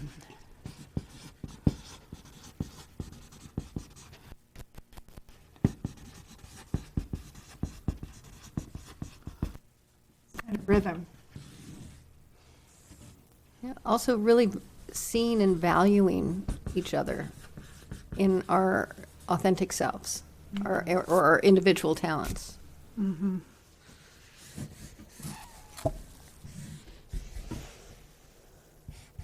you see that different as trust and respect? Yeah, because, well, trust and respect, I can respect somebody, but not necessarily value what they have to bring. Does that make sense? Like, I could respect, there's a lot of people who I respect, but they don't have anything that I need to use.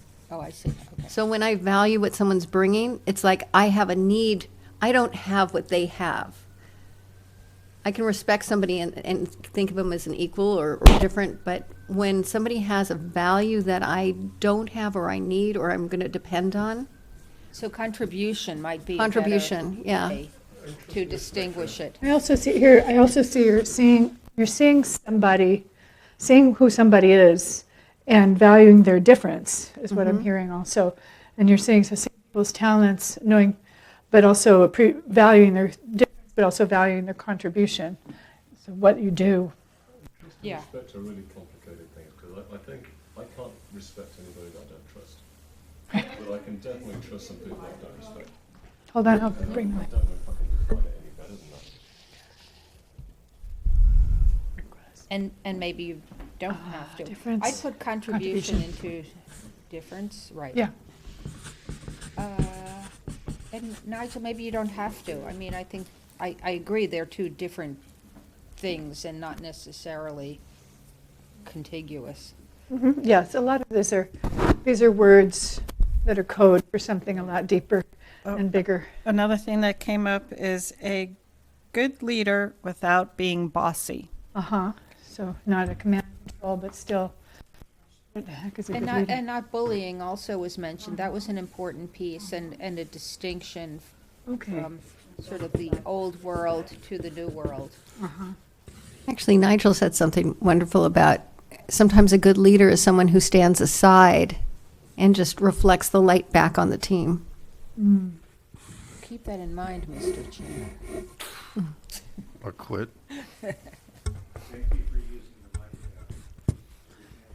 You're welcome, Ray.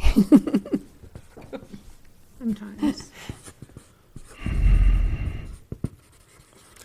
I had I don't know if it's under the trust, but I had do your best, and I think it was about hard work and doing your best, but trusting that the others were doing that as well.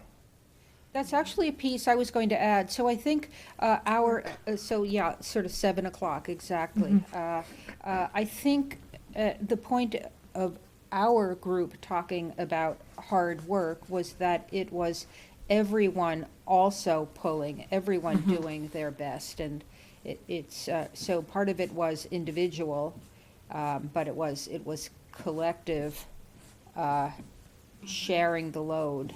Sharing the load, nice. Yeah, that's interesting. Collective.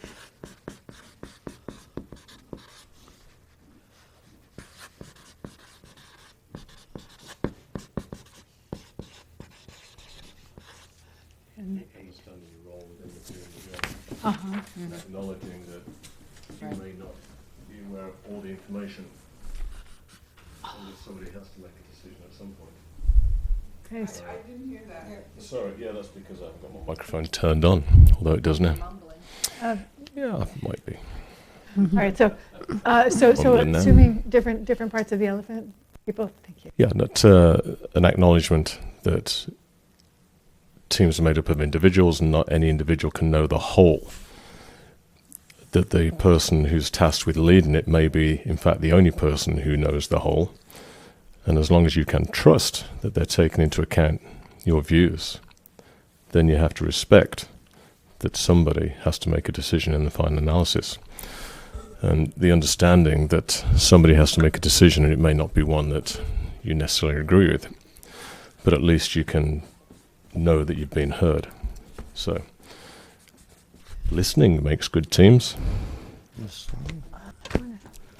Actually, you know, when you think of a team, it's almost like everybody's running at the same speed in the same way. And I'm not saying that's true, but you don't want somebody who's going to break ahead and run off on their own in a unique direction. You want them to stay within the parameters of the group, Yeah, unless they've been tasked with that specific purpose. unless they're a striker. Or just been tasked with that specific purpose. Yeah. Right. So you're working off the same game plan, Right, where people aren't going Sure. rogue. shared game plan. Okay, so yeah, all right, shared game. What? Shared objectives. Okay, I like yours better, but I started writing game. So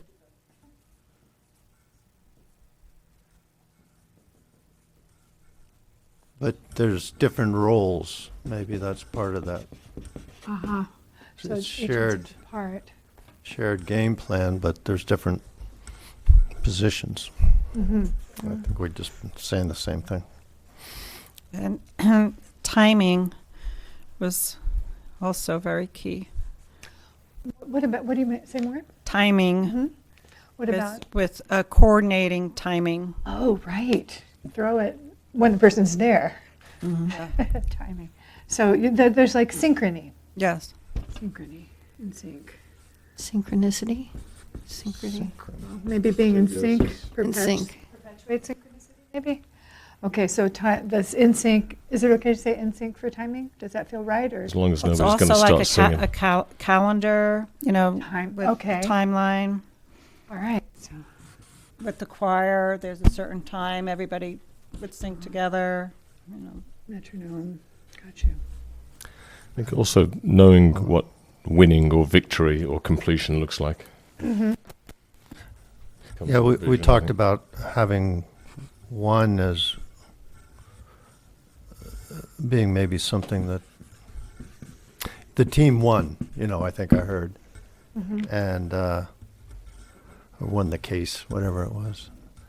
So I saw that two ways. One way is like, was that the objective to win?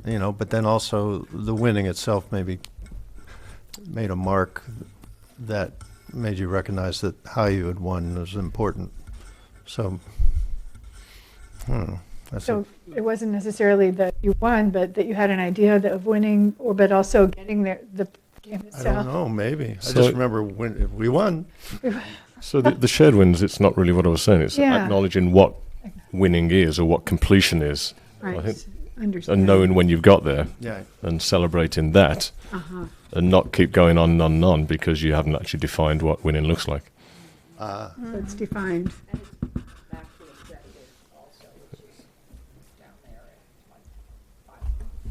Okay. Single 4, 5. Here. Okay. All right, no, it's good. So anyway, but about the shared objectives, what would make the link? Well, simply, you know, what does The winning look aims, like? yes. It's the accomplishment of the shared objective. And then celebrate. Another thing was to be able to adapt and replan when change, be able to adapt to change. So adapting to change. Adapt. Yeah, I think perhaps also noting that we're not always the best judge of what we do well and being open to being directed to a place where you think you may not be successful because you haven't had the benefit of seeing outside yourself or being tested in that environment. So being open to change and redirection with appropriate guidance, I think is really important. We oftentimes go into things thinking this is what we are, but it's actually not what we are. It's just what we've always done, and we may not be very good at it, but we just have never had the opportunity to do something else. So accepting that you can change direction midstream I hear for the two- good of the team. I hear two things in that. One is being flexible to try new things, but the other is also being open to benefiting from being seen and reflected back Yes, I from, would by say our that's, teammates. that's a much better way to say what I said. Thank you. But there was a Thank you. self-critical element you might have lost that I liked. Okay, yeah, what did I miss? Open. That you may not be as good at what you think you're good at, and someone else, and you're open to someone else. Because one's here and one's being seen and being reflected back, and learning about ourselves from each other. And it's a piece also of what Valerie was saying about adapting and adaptability. Yeah. What Nigel was saying, it seems like it's it's okay to get outside of your comfort zone. To like just I think it's discover. critical. You know, another aspect of this is we're all volunteers, right? And whenever people come together as volunteers, where is the payoff? You know, it's like you have to be able to mark some value from what you're putting your time into. And I think that's where maybe the Arts Commission went wrong over the last decade, is people were being used basically, you know, showing up at being meetings, valued. not being valued, not being heard, not being seen. Back to purpose, which is Right. What Defining- Nigel's been saying defining what a win is, consistently. yeah. Right. And they say people come for the cause, but say for the connection. So I think connection is really important, and that all of us as individuals see that our time was spent and we felt valued, but we also valued what we got out of it. So feel the value. There was, when you said timing, what it reminded me of was a leader once, I think it was a school leader, and he talked about recognizing when the time is to go with a group and when the time is to put your foot down about something that's truly important to your personal values. And if you let one of those become everything you do, then you're maybe wishy-washy if you're going with a group. But if you always are putting your foot down as to your principles, then you become tyrannical. Or so it's a dynamic thing that you have to be aware and awake and know when to keep it to yourself and jump with a group, or vice versa. Make a stand that this is important. So Know when to hold them, It's a kind of know when integrity. to fold them. That's a kind of oh, wonderful. I'm hearing you say that you're true to something deeper, that you're reflective and you're blending with, while at the same time you're listening to your own inner truth, and you'll take a stand for what feels right. But the timing part is like, now's not time for me to take that stand. Measure or, it, 'cause- or now is the time, right? And that there's not a right or wrong in what you're doing. There's a right or wrong in when you're doing it, I based feel- on what's going on. Feels related to what Valerie said earlier about the parts and the whole, that we're independent, we're the group, we're kind of, there's a time for each, and you're modulating, but that's an active part of the way of your engaging together. Independent autonomy, yeah, modulation. And so it's an inner modulation as well, or inner sensitivity. Do you have the word responsibility up there? Response. There it is. I see it. Right where your hand is. I think a piece of what you're doing is self-awareness as well as Yes. group awareness. Yeah, yeah. That goes under that same. Here? Yeah, self and group. Uh-huh.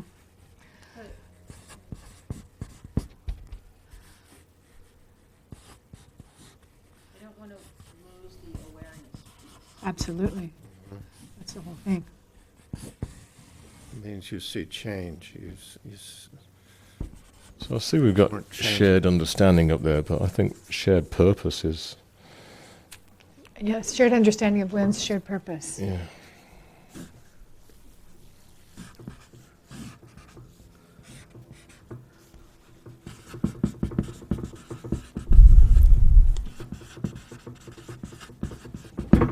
And where you have respect, it was also empathy with mutual respect. So there was empathy with the Yeah. respect. So that does, I see what you mean.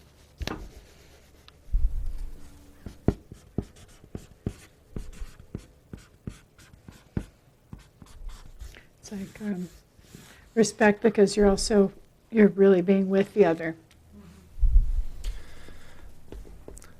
I had to go with the flow here, but I'm thinking sometimes things happen outside of it, even groups or individuals, and you have to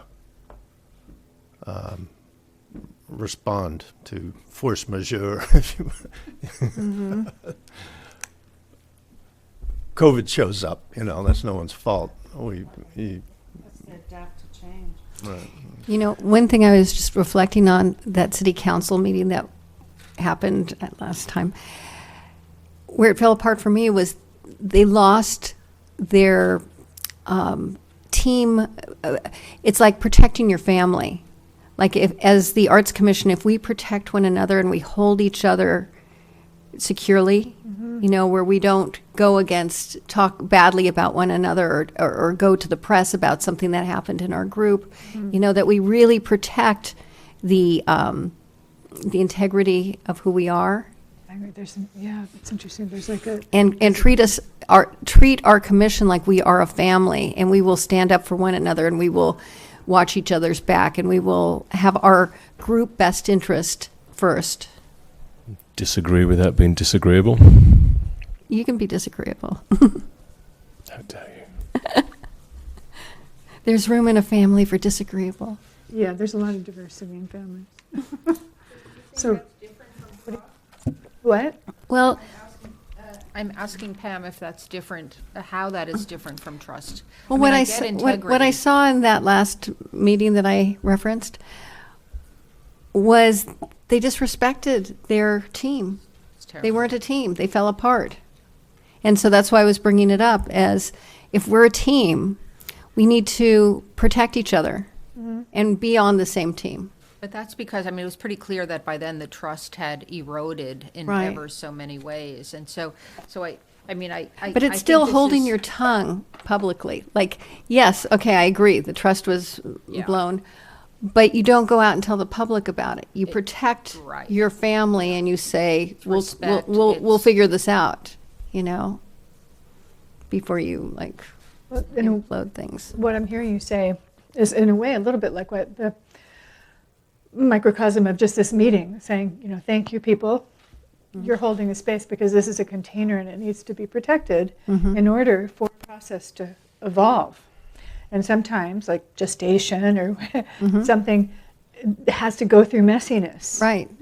And if you protect the container and then work it out, because you've got these other values of how to work together and you have the experience from your experiences that you're bringing into it of working through, then you can go through messy phases in which one person's black and another person's white, and you work through it, and it's this Well, you're formulated committed to difference. cleaning it up together, So you- That, I think that's what yeah. So commitment isn't on there. Commitment. Like commitment to the team. you're in.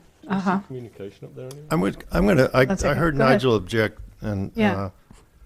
Thank and you. I guess part of me, the sort of the civics lesson in me makes me in thinking of rule of law versus rule of people or persons or kings and stuff like that, is that there's you pledge an oath to the Constitution. You don't do it to the president or the king, so maybe it's the mission, maybe it's a respect of the mission more so than the team, because disrespect is wrong any times in a personal basis, but if you get too attached to protecting egos, it's really just about your own ego. So it's just again why this is so important, that we all do this together and own it together.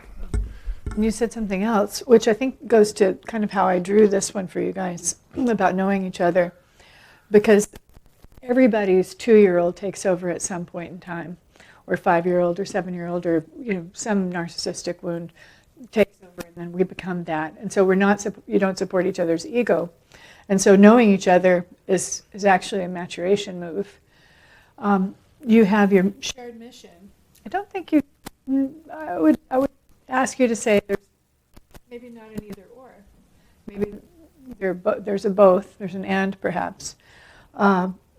However, I want to make sure there's room for, and that's why I'm trying to discern what you're saying, trying to understand it, because when we understand each other well, then we start to be able to see through. And sometimes we don't have the skill, and then it takes a little time to unravel, get through the reaction, and then see what was behind it. So I don't know. I was actually thinking of, was his name Comey? Was he the CIA guy? James Comey. And then I think Oh, Comey, right, the yeah. president was trying to get him When to he let go of say, can I trust you, or will you be loyal to me? And I think he said, I'll be loyal to the monster law. I was just trying to make room for, I don't want to piss off the emperor, or my head will come off. Yeah. that makes it. I understand. Did you guys get the distinction? So it's not so much about, hey, we're supported as a team, as much as when that crosses into another terrain and says, are you disloyal? That thing, and that's not a pool you want to swim in. We have effective communication up there. I don't think we do have effective communication. So what is effective communication? Yeah. I'm listening, so Well, we're going to put it here. communicating in a manner that somebody can hear what you're saying. Yeah, I was thinking of four agreements. Your word. What's the agreement about your word? Of the 4 agreements? Your bond. The word is true to your word. I'll think of it. But as the idea is, use your words carefully. And I like to tell Julia sometimes, use punctuation, and especially periods. Put your thoughts together so that it comes to the end of your thought, and it just doesn't go on and on and on. You collect it and say it or write it. How's your just wondering how your Croatian is. Too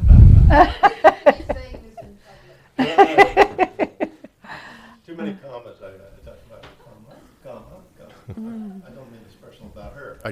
I mean about just effective communication. So I think, are we saying not use words carefully, but use words mindfully, tactfully? With care. And knowledgeably also. So that would be Well, understand who's receiving the words. right. So tell your words in a manner that can be heard properly. How do we say?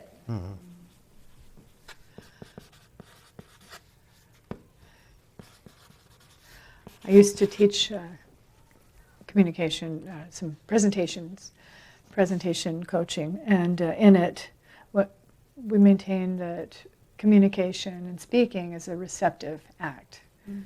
So to Nigel's comment that it's not what you say, that's just dumping and depositing. Rather, it's really paying attention to what's landing and coming back. I'll give you a soccer analogy. They can be. The great Bill Shankly, who is one of the legendary managers of Liverpool Football Club, said the following about soccer, football. The essence of football is the giving and taking of passes. That's it.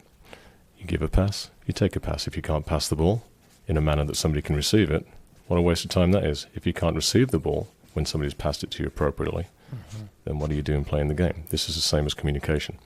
The essence of communication is the giving and taking of information. Receive. Okay, so communication. And so it's not just picking the right words, because there aren't necessarily any right words. Depends on what it's about, and maybe Who are you talking to? who you're talking to and what did they hear.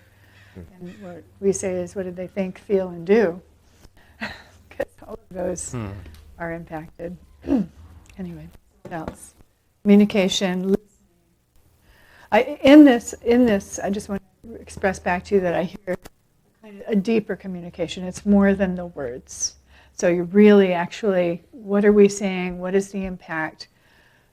Does it, so that you're taking responsibility of the ecosystem of communication, not just the, we're really good at words. We put them You know, I out think there. this is where, when Valerie first said empathy, I wasn't really on board with that, but I am now, because I can see how we've reached a point where actually understanding what somebody is trying to say is a responsibility of the person receiving the information too. And if you don't understand the information properly, then it's your responsibility to ask for it to be described in a manner that you can understand instead of just taking the hump over it.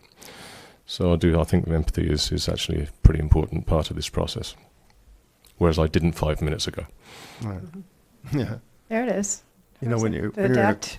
I think the difference is when you're in a conversation, are you thinking about what you're going to say, or are you really thinking about what the other person is saying and why they're saying it, right?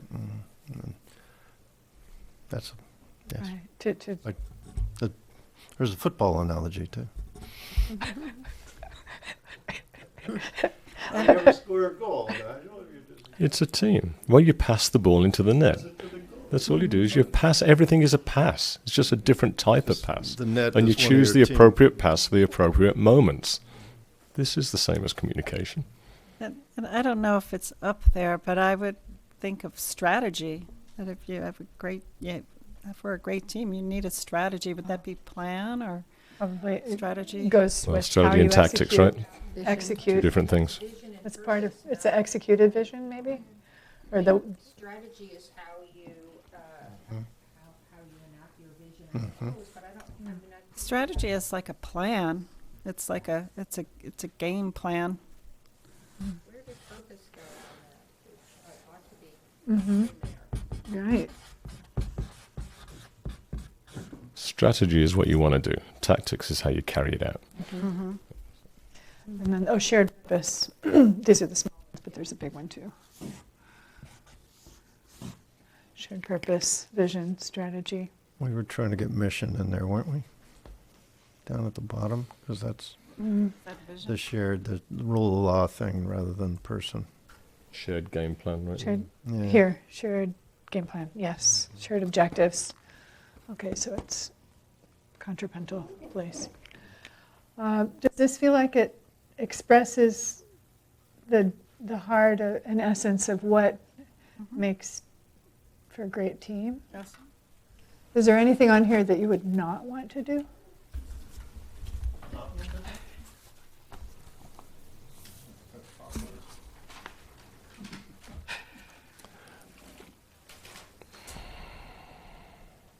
I'm just thinking about how you want to work together. Or is there anything that you would want to bring to this particular? I mean, I don't know that I need to know somebody to be able to work with somebody. It says I know you, but I only know you once a month or whenever we talk. I don't need to be in people's pockets to understand what's in their heart and what they want to do. But that comes back to trust, trust in the people that you're dealing with. And so for me, I don't need to know you as a friend, as a partner, as anything else apart from what we're doing at this moment in this time with a shared goal and a shared vision. And I have to trust that we're all on the same path. But over and above that, I mean, I've never been on any teams. I said to Pam that I've liked everybody on the team. There's some people that you don't want to communicate with when you're outside the white lines. But when the whistle goes and you're inside the white lines, you pull in the same direction. So I don't need to know anybody to feel that we can function and communicate effectively. So I disagree with you on that because I think it's not knowing like you need to be my friend or know me like, but you need to know what I'm going to bring, and you can't trust me if you don't know what I have or how I behave. Like if I freak out every time I see a snake, but you don't know that, I'm being metaphorical here, then you can't really trust how I'm going to react to things. Just to be clear, I do freak out every time I see a snake, so you need to know that about me. I don't like spiders either, but they don't freak me out quite the same way. But I don't know that Just knowing enough to know what you can trust, because how can you trust somebody you don't know? Well, I start from a position of trust. That's my default position. Okay. You don't have to earn my trust. You have my trust just because you're there. You get to lose my trust as I learn more about you not being directing this at you, Yeah, no. the general you. I think maybe the term trust is where I'm getting hung up a little bit, because trust to me means I know what to expect. That's, But I think, or maybe it's the knowing where you're getting hung up, because in part, we're a small group, we're always going to be rotating, there will always be the opportunity to meet people. And as you say, we're volunteers, and so this is just a piece of what we do. So I think it does come back to trust and to purpose. And our purpose is nothing other than the 107 Exactly. duties. And so I don't want us to get hung up on the knowing piece, because I think we just need to know that we are 5 commissioners who are right-minded to accomplish our shared purpose in our small town. Yeah, I do want to know people's talents, but I think just by interacting with people, I can understand that and learn about their history a little bit. But that's about. And you know what they bring to the table because by virtue of their appointment, or except in your case, but Oh yeah, I was Typically. definitely a beneficiary of a really bad system, and hopefully the town benefited from it as well. But I'm So, not the one to judge that. so then something like, I know you enough to play, or maybe I think what you're saying is you don't need to be somebody's pal because we're coming in and out, but there's probably, we learn from each other every engagement. You're already learning something, something. right, you're going to report to work every month for the commission, and you're going to have done your homework, and you're going to be an active member of the commission. And That's they're here for a probably- purpose. The other thing is there's a paradoxic benefit to what you're saying about not knowing. Because as soon as you think you know somebody, you start Don't. making up your own stuff. Yeah, right. So if, I know you, you're just like my old cousin. I'm going to not see you anyway. So there's probably a little inner discipline in not knowing. I'd like I to don't talk. think it's something that you dismiss as not something that could grow into that. But I think it has to start out as a professional relationship. I mean, Smitty and I knew each other for years before we were sat on this commission, so that trust, and I do think I know you pretty well, and you know me pretty well. I certainly know your heart, and so I trust you on just about I everything. remember when that I goes was in on. the oil business, I had one mentor that used to say, you have to know how far to trust somebody, which was kind of funny, but it helped a lot in business. That was the other. But the point was you had to work with some people that you may not totally respect, and you had to sort of not leave your interest vulnerable to that. And that's why I want to come back to the politics. The actual word of politics is what the Greeks came up with, is that